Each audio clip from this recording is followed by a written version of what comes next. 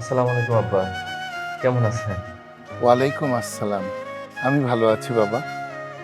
ঠিকঠাক মতো খাওয়া দাওয়া করছো তো বাবা? আব্বা, এইমাত্র ডিউটি শেষ করে বাসায় আসলাম। আজকে 14 ঘন্টা ওভার টাইম করছি। ডিউটি করতে করতে শরীর আর চলতেছে না। তো বাসায় এসে একটু রেস্ট নিতেছি। ভাবলাম আপনার একটা ফোন দিই। কষ্ট কর বাবা, কষ্টের ফল মিষ্ট হয়। তুই যে 3 লাখ টাকা পাঠাইছিলি আর আমার কাছে কিছু টাকা ছিল, এই টাকা দিয়ে বাজারে করিমের দোকানের পিছনে কালু মিয়ার 3 কাঠা জমি আজকে রেজিস্ট্রি করেছি বাবা। আলহামদুলিল্লাহ, খুব ভালো করছেন আব্বা। তো এই জমিটা কার নামে নিছেন? কেন, আমার নামে কিনছি? আরে তোর নামে কিনতে গেলে তোকে আশা লাগতো, এসে এখানে অনেক কাগজপত্র, ওগুলো ফর্মালিটিস আছে, ওগুলো তোকে পূরণ করতে হতো। তুই তো আর এখানে নাই, আমার নামই কিনছি, তুই তো আমার পোলা, আমার অবর্তমানে তুই তো পাবি। হ্যাঁ আব্বা, তা ঠিক আছে, কিন্তু আব্বা টাকাগুলো অনেক কষ্টে রাত দিন এক করে কামাইছিলাম। কিরে সোহেল, তোর বাপের উপর তোর বিশ্বাস নাই? এই জমি কি আমি কবরে নিয়ে যাবো? তুই বড় পোলা, তুই বেশি পাবি, কোনো চিন্তা করিস না। পারলে আরো টাকা পাঠা, ওই জমি বাউন্ডারি দেওয়া লাগবে। আচ্ছা আব্বা, আপনি যেটা ভালো মনে করেন। আমি এখন রাখি আব্বা, আবার কামে যাওয়ার লাগবো তো। আইসা আবার ফোন দিবেন। ভালো থাকেন। সালাম আলাইকুম। ওয়ালাইকুম আসসালাম।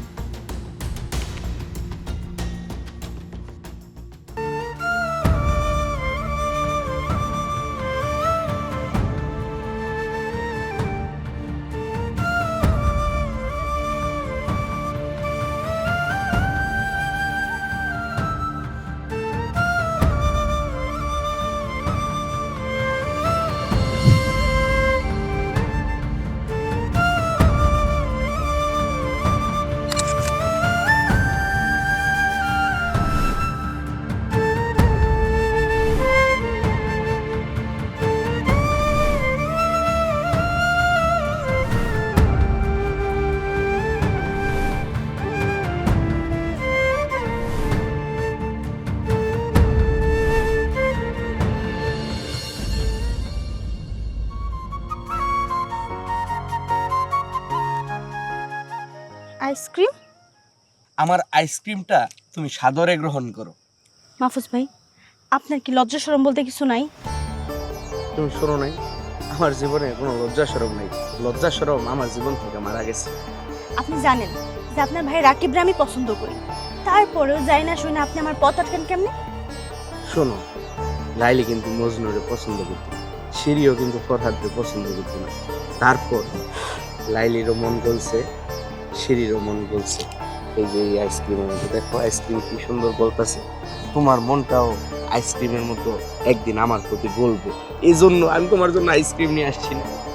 আসলে আপনি যে কইছেন না যে আপনার লজ্জা শরমের মায় মারা গেছে, ঠিক কথাই কইছেন। আপনার জীবনে লজ্জা শরম বলতে কিচ্ছু নাই। এই ভাইয়ের টাকায় পয়রা খাইতেছেন, আবার আপনি আমার লাগি এসব কথাবার্তা করেন। ভাইয়ের টাকায় খামো না, কার টাকায় খামো? ভাই প্রবাসে গেছে, আব্বা লক্ষ লক্ষ টাকা দিয়া বাইরে প্রবাসে পাঠাইছে। আমার ভাই প্রবাসী, তুমি আমার বাইরে পছন্দ করো। আমার ভাই প্রবাস থেকে ছুটিতে বছরে 2 মাস অথবা 3 মাস তোমাকে সময় দিতে পারবে। আর আমি ডে টু ডে, দিন নাই রাত নাই, আমি তোমাকে সময় দিতে পারবো। নাও, আইসক্রিমটা খাও, আমার ভালোবাসা গ্রহণ করো। দেখেন মাহফুজ ভাই, একটা কথা মাথায় রাখেন, আমি কিন্তু আপনার হবু ভাবি। আমি যদি বিয়া করি, আপনার ভাই রাকিবরেই করুম, তাই সবসময় সম্মান দিয়ে কথা বলবেন। কতগুলা কথা আমার শোনায় গেল। কম দামি আইসক্রিম আছে কি আইসক্রিম পছন্দ হয় না নাকি? শোনো, আমার কথাটা একটু ভাইবা দেখো। পরের বার থেকে তোমার জন্য কোন আইসক্রিম নিয়ে আসবো এটা তো আর ফালাই দিতে পারবো না, এটা আগে খেয়ে ফেলি।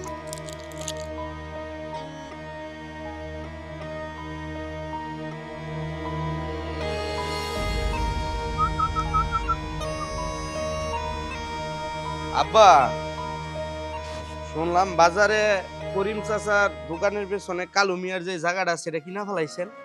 আরে বাজান, ঠিকই শুনেছিস, তোর বড় ভাই বিদেশ থেকে টাকা পাঠিয়েছে, ওই টাকা দিয়ে ওই জায়গাটা আমার নামে রেজিস্ট্রি করেছি, দলিল হয়ে গেছে। আল্লাহর কাছে লাখ লাখ শুক্রিয়া। দেখি আব্বা দলিলটা দেন তো আমার হাতে।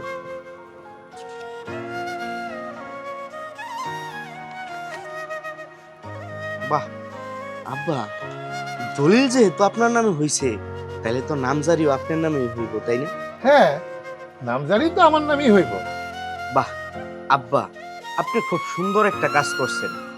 বড় ভাই প্রবাসে থাকলে সে তো আর দলিলপত্র বুঝে না, যা বুঝার আপনিই বুঝেন। আপনার নামে দলিল হইছে, আপনার নামে নামজারি হইব, তার মানে কি? তার মানে এই জমি আমাদের পরিবারের, আমাদের পারিবারিক সম্পত্তি। তুই এটা কি বলছিস?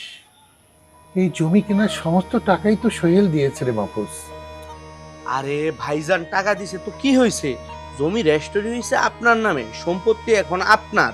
সম্পত্তি যেহেতু আপনার নামে রেজিস্ট্রি হয়েছে, তো ওই সম্পত্তির ভাগ আপনার সব সন্তান পাইবে। রাকিবের আব্বা, মাহফুজ তো ঠিক কথাই বলছে। রাকিব যখন বিদেশে গেছে তখন এই সংসার থেকেই তো টাকা দেওয়া হয়েছে।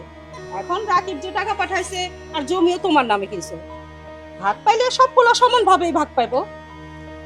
আব্বা কি চিন্তা করতেছেন? চিন্তা করার তো কিছু নাই। আপনি শুধু আপনার বড় বলার জন্য মনটা কাঁদে, আমাদের জন্য কি আপনার মন কাঁদে না? আমরা কি আপনার সন্তান না? আরে বাবা, তোরা সবাই আমার সন্তান, তবু বড় ছেলে আমার কত কষ্ট করে টাকা পাঠালো, ওর এখানে কাগজপত্রে সিগনেচার করতে হবে, ও আসতে পারবে না দেখে আমার নামে করেছি। ভাবলাম একটু কষ্ট করে বিদেশ থেকে আসবে, এসে যদি ও একটু ভালোই না থাকে, আমি ভুলই করেছি আসলে আমার নামে করে। তুমি অযথা চিন্তা করতেছো। আচ্ছা, ও কষ্ট করতেছে, কষ্ট করে টাকা পাঠাইতেছে, যে টাকা দিয়ে বিদেশে পাঠাইছে তাহলে সেই টাকা দিয়ে ওরও বিদেশে পাঠাই দাও।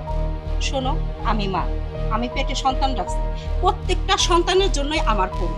ডান হাত কাটলেও যেমন আমার ব্যথা লাগে, বাম হাত কাটলেও ব্যথা লাগে। তুমি খালি ওর ভালো থাকার চিন্তা করতেছো, তাহলে ও কি করবো? রাস্তা রাস্তা ঘুরে বেড়াইবো? আর আব্বা, আপনি একটা কথা চিন্তা করে দেখেন তো, আপনি এই যে বাইজানরে লক্ষ লক্ষ টাকা খরচ করে বিদেশে পাঠাইছেন, যদি লক্ষ লক্ষ টাকা আমাকে পিছনে খরচ করতেন, আমরাও তো আপনার বিদেশ থেকে টাকা পাঠাইতাম, জমি রাখতেন, ওই জমি অঙ্গ নামে হইত। এত টেনশন করার কিছু নাই। সম্পত্তি যেহেতু আপনার, ওই সম্পত্তি আপনার সকল সন্তানই পাইবে। নেন দলিল নেন মা, ঘরে চল। শোনো, অযথা চিন্তা করে লাভ নাই, ঘরে চলো, খাইতে দেই।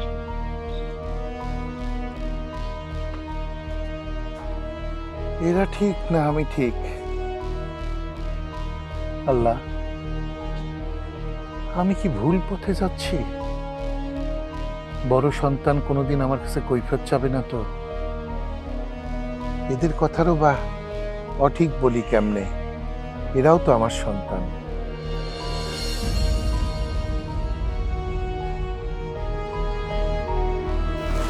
আব্বা, আমি ভাবছি আমি আর বিদেশে যাব না। আমার শরীরে কুলাইতেছে না। ওই মরুভূমির রোদ আর ধুলাবালি এত কষ্ট নিতে পারতেছি না। তাই বলছিলাম যে আপনি যে বাজারের পাশে জমিটা কিনছেন, ওটা যদি আমার নামে লিখে দেন তাহলে আমি যে ব্যবসা শুরু করবো। ভাইজান, এটা তুই কেমন কথা কইলি?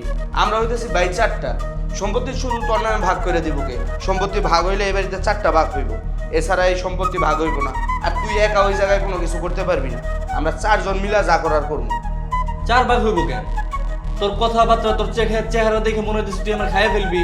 আমি কি ভুল কথা বলছি? তুই হ্যাঁ। কয় টাকা কামাই করস? তুই আমার কাছে কর, তুই কয় টাকা কামাই করস?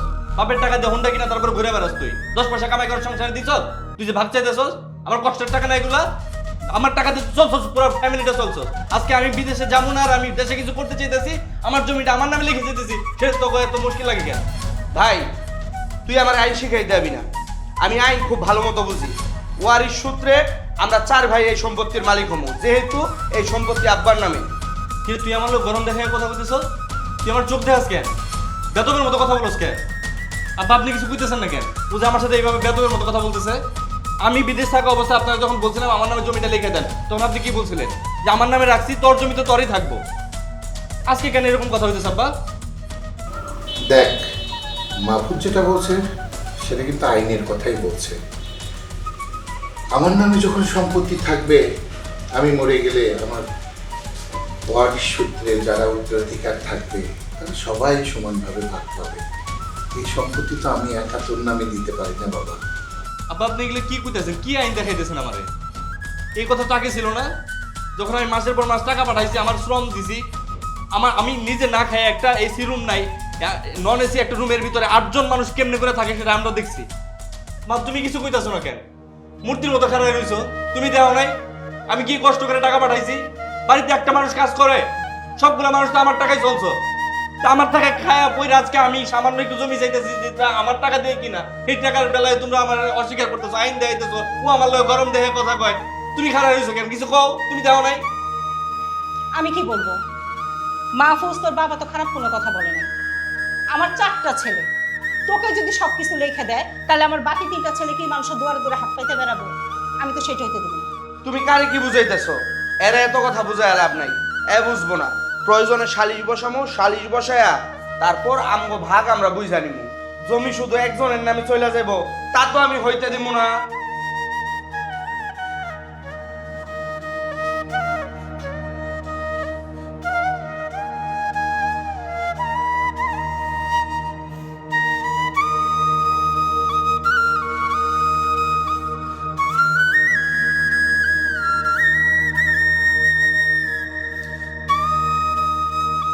চাচা, আপনারা সবাই মিলে আমাদের বাড়িতে আসছেন, কি সমস্যা সেটা খুলে বলেন। মেম্বার আপা, আমি কইতাছি সব, তয় কোয়ার আগে আপনার সাথে আমি 2টা কথা কই। আজকে আপনি যেই চেয়ারে বসছেন, এই চেয়ারটা কিন্তু এত সহজে আসে নাই। আমরা অনেক কষ্ট কইরা এই চেয়ারটা আপনার আইনা দিছি। চেয়ারে কিন্তু শফিক সাগর বৈশা পড়ছিল, আমরা লাঠি বেন্দা নিয়ে আপনারে পাশ করাইছি কষ্ট কইরা। এখন যে আসল ঘটনা ওইটা আপনারে কইতেছি। আমরা আল্লাহর রহমতে 4টা ভাই, বাবা মা জীবিত আছে। আমি যদি কোনো মিথ্যা কথা বলি, তারা যেন তাদের পায়ে জুতা দিয়ে আমার গালে 2টা বাড়ি দেয়, আমার কোনো দুঃখ নেই। তো আমরা যে 4টা ভাই, সবাই সবার মতন করে পরিশ্রম করতেছি, কষ্ট করতেছি। আব্বা, এই যে আমার বড় ভাই, ওরে 5 লক্ষ টাকা খরচ কইরা প্রবাসে পাঠাইছে। ও 7 বছর ধরে বিদেশ করতেছে, এটা অস্বীকার করার কিছু নাই, এটা পুরো গ্রামের মানুষ জানে, তাতে আমার কোনো অভিযোগ নাই। আমার অভিযোগ হইল আব্বার নামে বাজারের পেছনে 3 কাঠা জায়গা আছে, ওইখানে আমরা 4টা ভাই মার্কেট কইরা 4টা ভাই রুটি রুজির ব্যবস্থা করব। ওই জমির মধ্যে সে হাত বাড়াইছে, ওই জমি নাকি সে রাখছে। আপা, আল্লাহর রহমতে 4টা ভাই, জমি যদি ভাগ বাটোয়ারা হয় তাহলে 4টা ভাগ হইব। সে একা কিভাবে চায়? আরেকটা কথা হইতেছে এই জায়গায়, সে যে একা জায়গা জমি চায়, বাবা তো এখনো জীবিত আছে, আমরা তো জায়গা জমি চাই না। আব্বা মরার পর 4টা ভাগ হইব, 4টা ভাগ হইলে যে যার জায়গায় যা মন চায় তা করব। কিন্তু সে এখন কি দাবি করতেছে? সে একা ওই জমিটা দখল করে নিয়ে দোকানদারি করব। এখন আপনি একটা ন্যায্য বিচার করে দেন। বিচার পরে করিস, আগে নিজের বিবেককে জিজ্ঞেস কর। তুই বিদেশের মাটিতে মরুভূমির মধ্যে নিজের রক্তরে পানি করে তারপরে টাকা ইনকাম করছি। 3 বেলা খায় মানুষ, 2 বেলা খায়, তারপরে তখন লিগে দেশে টাকা পাঠাইছি। সেই টাকা দিয়ে ঘুরস ফিরস চলস, রাজার হালে চলতেছ। কোনোদিন তো অবজেকশন দেই নাই, কোনোদিন কারোর যে বিচার দেই নাই, কোনোদিন সেই টাকার হিসাব চাই নাই। মেম্বার আপা, এই পরিবারের মধ্যে একমাত্র ইনকাম আমার, আর কেউ তো কামাই করে না। আপনারা তো এলাকার খবর জানেনই। বিদেশ থাকা অবস্থায় আব্বার আমি টাকা পাঠাইতাম, বাজারের পাশে ওই জমিটা কিনছে 3 কাঠা। কেনার সময় আব্বা আমারে কইল, তুই দেশে আয়, দেশে আইলে এই জমি তোর নামে লিখে দেব। আমি তো বেশি কিছু তাদেরকে বলি নাই, আমার বিদেশে আর ভালো লাগতেছে না, ওই কষ্ট আর আমি সহ্য করতে পারতেছি না। বেশিরভাগ সময় আমার অসুস্থ থাকা লাগে, কয়জন মানুষের শরীরে কুলা এগুলা। আব্বারে কইলাম ওই জমিটা আমার নামে লিখে দেন, আমি একটা দোকান করে ব্যবসা করি। এতেই তাদের জ্বলে যেতেছে, আমার জমি আমার লিখে দিতে তাদের আপত্তি। এগুলো তো আপনারা বলে নাই যে জমিটা আমার টাকা দিয়ে কিনছে। আচ্ছা ঠিক আছে, থামো, আমাকে একটু দলিলটা দেন তো।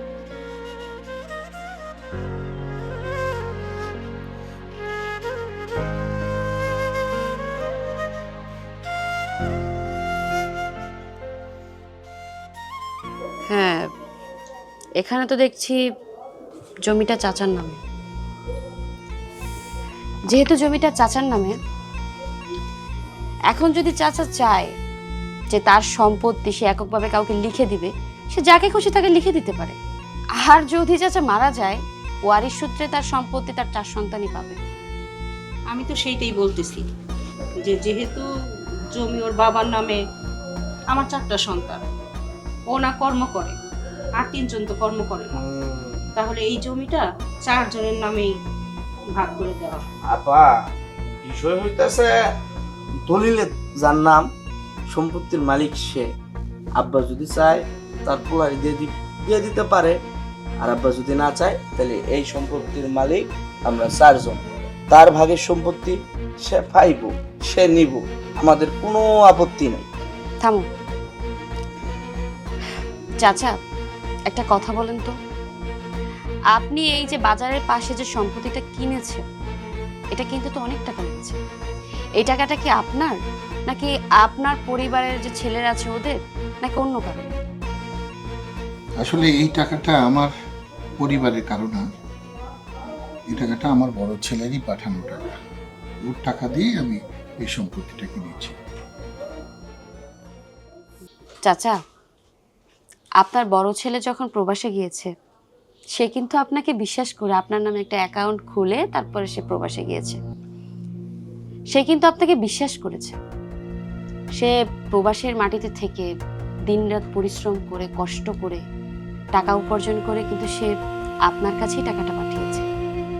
সে ভেবেছে বাবার কাছে টাকাটা পাঠালে বাবা টাকাটা আমানত করে রাখবে। আর আপনি কি করলেন? সেই আমানত খেয়ানত করলেন। আপনার ছেলের প্রবাসের রক্ত পানি করার টাকা দিয়ে আপনি জমি কিনলেন ঠিকই, কিন্তু সেই জমিটা কার নামে? আপনার নিজের নামে। শরীয়ত মোতাবেক আমানত খেয়ানতকারীকে আল্লাহ তাআলা পছন্দ করেন না। আপনি আপনার ছেলের সরলতার সুযোগ নিয়ে তাকে কিন্তু ঠকিয়েছেন। আপনার ছেলে যদি জানতো যে আপনি তার সাথে বেইমানি করতেন, তাহলে সে কিন্তু আপনার কাছে কখনোই টাকাটা পাঠাতো না। সে তার নিজের নামে ফিক্সড ডিপোজিট করত। এই নেন দলিলটা ধরেন।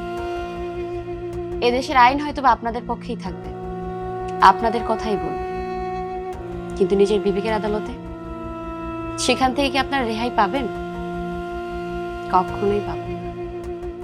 একজন বিদেশির রক্ত পানি করা টাকা সেখান থেকে আপনারা ভাগ বাটোয়ারা করে ভাগ করে নিতে চান, এটা তো ইসলামী শরীয়তে হারাম।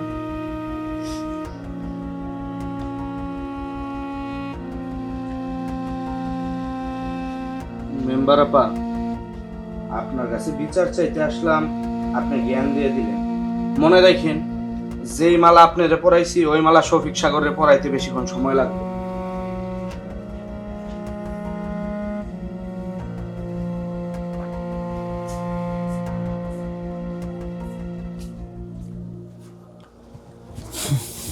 সব তো শুনি।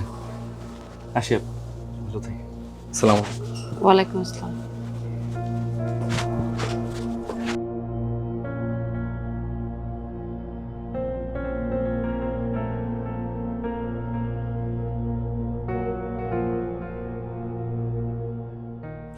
এই যে প্রবাসী কামলা, কি শুনলাম কালকে বিদেশ থেকে আসছেন? আমার কথা কি একবার মনে পড়ে নাই? দেখা করার কথা কি মনে ছিল না? ইচ্ছা তো আছে। এই যে কইলা প্রবাসী কামলা, তোমার মতো এত সুন্দরী মাইয়া কামলা এসে দেখা করলে এটা ভালো লাগবো?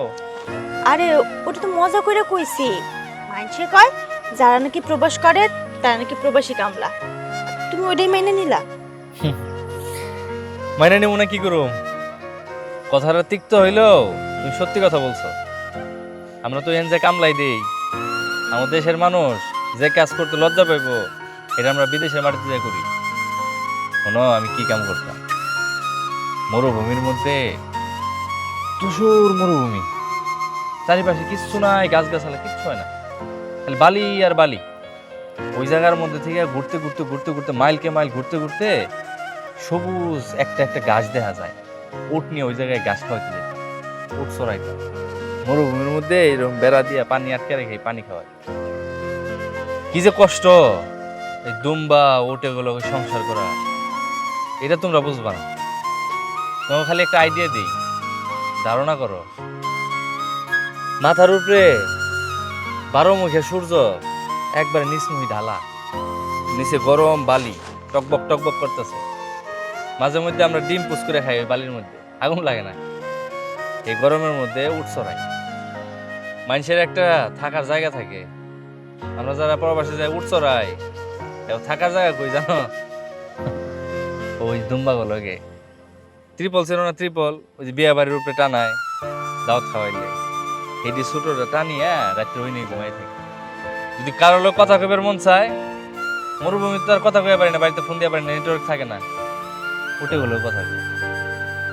খাওয়ানোর কথা আর কি কোনো তোমার আমগো সে উঠেরা ভালো খায়। আচ্ছা, তুমি তো অনেক কষ্ট করছো, এখন তো আর কষ্ট করন লাগবো না। দেশে চলে আইছো, এখন তো দেশেই থাকবা, বিয়া করবা, একলগে সংসার করবো, আর দেশে যতটুকু পারো যাই পারো ওইটা করবো, অমনি চলো, কোনো কিছু নিয়ে আমার আটকে গো। কথা তো কইতাছ এখন আবেগ থেকে, ভালোবাসো, মায়া লাগে, ওই জায়গা থেকে কইলা। তোমার বিয়া করে আমি খাওয়ামু কি?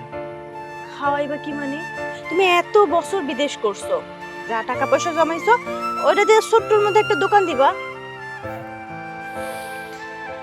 সবাই একই কথাই কইব, আমার মনে হয় কুত্তাও একই কথাই কইব, খেয়ে খেয়ে কইব। আমার বাড়ির লোক এগুলো বুঝে নাই। আমার নিয়ত ছিল তোমার মতো এরকম ছোট্ট একটা দোকান দিয়া সংসার করুন, একটা বিয়ে করুন, সারাদিন কাম করে আয়া বোর হাসি মুখে দেখুন, সব ক্লান্তি দূর হয়ে যাবে। এই আশায় আশায় দেশে আইছিলাম।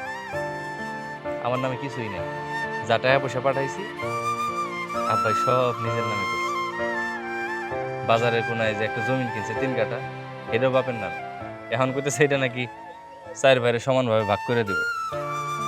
তুমি কি কইতাছো এগুলা? তাহলে তুমি এত বছর যে বিদেশে গিয়ে কষ্ট করছো, কার লাগে করছো? এই প্রশ্ন তো আমারও। তোমার কাছে যদি এর উত্তর জানা থাকে আমারও কইও, শান্তি পাবো। আচ্ছা, এইসব সব চিন্তা বাদ দাও। আমি আব্বারে কইছি আমি তোমারে বিয়া করব। আমি এতগুলা বছর তোমার লাগি অপেক্ষা করছি। আব্বা কত জায়গা থেকে বিয়ার সম্বন্ধ আনছে, আমি বিয়া করি নাই। তুমি দেশের মধ্যেই থাকবা, ছোট্টখাটো একটা চাকরি করবা, আমরা ছোট্টর মধ্যে সংসার সাজাবো।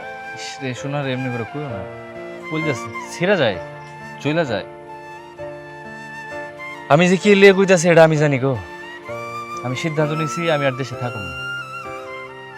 আবার ভিসা লাগাইছি, 2-1 দিনের মধ্যে চলে যাবো। তোমার বিয়ে করে রাইখা গেলে হে একলাই তো হয়ে যাবে। প্রবাসী ছেলেকে বিয়ে না করে সবচেয়ে ভালো হইব দেশের একটা দিন মজুরি পোলারে বিয়ে কইরা সংসার করা। অন্তত রাতের বেলা একসাথে থাকতে পারবা, সুখ দুঃখের কথা বলতে পারবা। আহি রাকিব,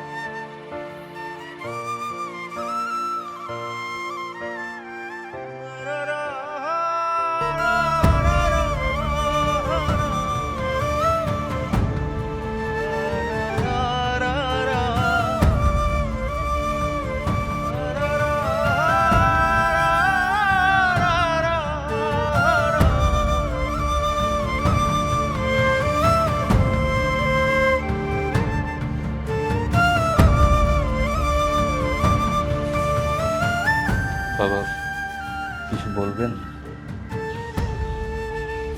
লাগেজ গুছাইতেছিলাম, ওমানের একটা ভিসা রেডি হয়েছে, কালকে সকালে আমি বাংলাদেশ থেকে চলে যাব। তবে এবার আর পুরনো ভুল করবো না, বাপের নামে আর টাকা পাঠাবো না, যা করার নিজের জন্য করবো।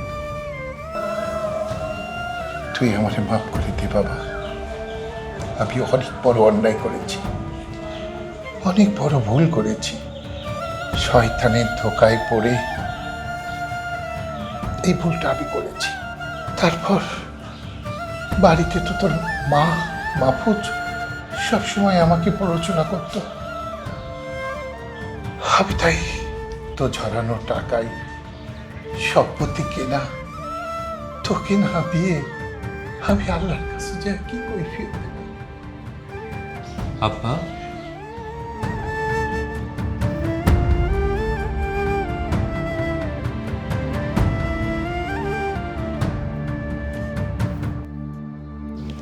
আমি সালিশ শেষ করে সার্ভিসটার অফিসে যাই, ওনার সঙ্গে আলাপ করি।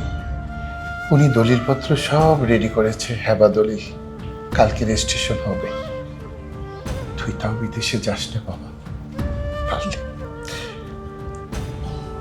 বাবা, তুই আমাকে ক্ষমা করে দিস। তুই ক্ষমা না করলে আল্লাহ তো আমাকে মাফ করবে না।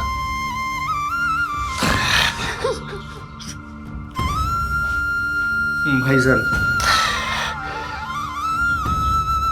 আমি তোর সাথে অনেক অন্যায় করছি, তোর সাথে অনেক অবিচার করছি। আমি একটাবারের জন্য ভাবি নাই তুই প্রবাসে কতটা কষ্ট করিস, কতটা কষ্ট করে এই দেশের মধ্যে টাকা পাঠাস, আমাদের সংসার চালাস। আমি দামি একটা বাইক নিয়ে ঘুরি আর ঘুরে ফিরে খাই, কিন্তু ভাইজান তোর কষ্টের কথা আমি কোনোদিন চিন্তা করিনি। তোর কষ্টের কথা চিন্তা না করে আমি শুধু নিজের স্বার্থের কথা চিন্তা করছি। ভাইজান, আমি অনেক স্বার্থপর, তুই আমার মাফ করে দে। আমি তোর সাথে অনেক অন্যায় করছি, একটু জমির জন্য আমি রক্তের টান ভুলে গেছিলাম। আমার এটা মনে ছিল না যে জমির চেয়ে বেশি আমাদের রক্তের মূল্য। ভাইজান, তুই প্রবাসী আর যাইস না, আমরা দুইজন মিলা কষ্ট কইরা এই সংসার চালাবো। আর এই যে সম্পত্তি, এই সম্পত্তি থেকে আমার কোনো ভাগ লাগবে না। তুই শুধু তোর পাশে আমার রাখবি সারাটা জীবন। ওই জায়গায় দোকান করবি বলছস, দোকান ওই জায়গায় হইব। আর আমি তোর সহায়তা করবো ওই দোকানে, আমি আর বেকার খামো না। ভাইজান, তুই আমার মাফ করে দে। মা, ভাইজান রে বুঝাও, বুঝাও ভাইজান রে। বাবা রাকিব, আমি তো মা, তোরা চারটা ভাই আমার কলিজার টুকরা। আমি শুধুমাত্র তোর কথা ভাবলে আমার তিনটা ছেলে কি করবে না করবে, এই জন্য আমি ওদের পক্ষ নিয়ে তোর সাথে অনেক খারাপ ব্যবহার করছি। বাবা, আমি অনেক অন্যায় করছি। তুই আমাদের ছেলে বিদেশ যাস, বিদেশে? আমাদের সাথে পড়ে যাই। আবার দলিলটা আপনার কাছে ধরেন। আসলে আমার জমি, আমার ব্যবসা কিছুই লাগবে না। তোরা এসে যে ভালোবাসাটা দিচ্ছিস, এটা সব থেকে বড়। প্রবাসের মাটিতে তুই তো মার হাতে রান্না খাইস রে, যে রান্না দেখা ভালো লাগে। কেউ জিগাই না খাইছি কিনা। আমি বিদেশ যাবো ভাইজান, মাদ্রাসা থেকে আমি বই দুইটারে নিয়ে আসি।